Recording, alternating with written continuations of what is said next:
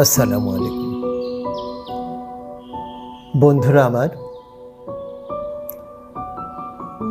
সে কথাটি কি আমাদের মনে পড়ে,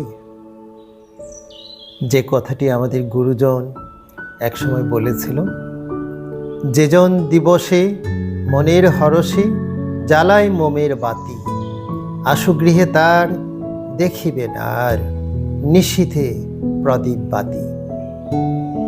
বন্ধুরা, আমাদের এই কথাটি যেন আমরা অনেকেই ভুলতে বসেছি। আমাদের দেশে, সমাজে, পরিবারে অনেকেই অপব্যয়ী হয়ে যায়। যেটা আমার প্রয়োজন নেই সেটাই আমরা করে বসি। আমাদের ভেতরে চিন্তা থাকে না যে আগামী দিনগুলিতে, ভবিষ্যতে আমাদের পরিবার, ব্যক্তির জীবন আমরা যদি অপব্যয় না করি, তাহলে আমার সঞ্চিত টাকা দিয়ে সুন্দর একটা পরিবার, সমাজ, রাষ্ট্র গঠন করা যায়, যেখানে আমি কন্ট্রিবিউট করতে পারি।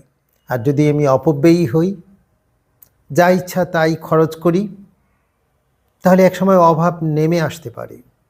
এই ব্যাপারে সবাইকে সজাগ থাকতে হবে এবং মনে রাখতে হবে, এটা শুধু প্রবাদ বাক্য নয়, এটা বাস্তব জীবনে এর প্রতিফলন আমরা অনেক দেখি। অপব্যয়ীরা অভাব দুর্দশায় যখন দুর্ভোগে পড়ে যায়, তখন তারা আফসোস করে। এজন্য আমাদের মনে রাখতে হবে সঠিক সময়ে সঠিক কাজ করা এবং কোনোভাবেই যেন আমরা অপব্যয় না করি।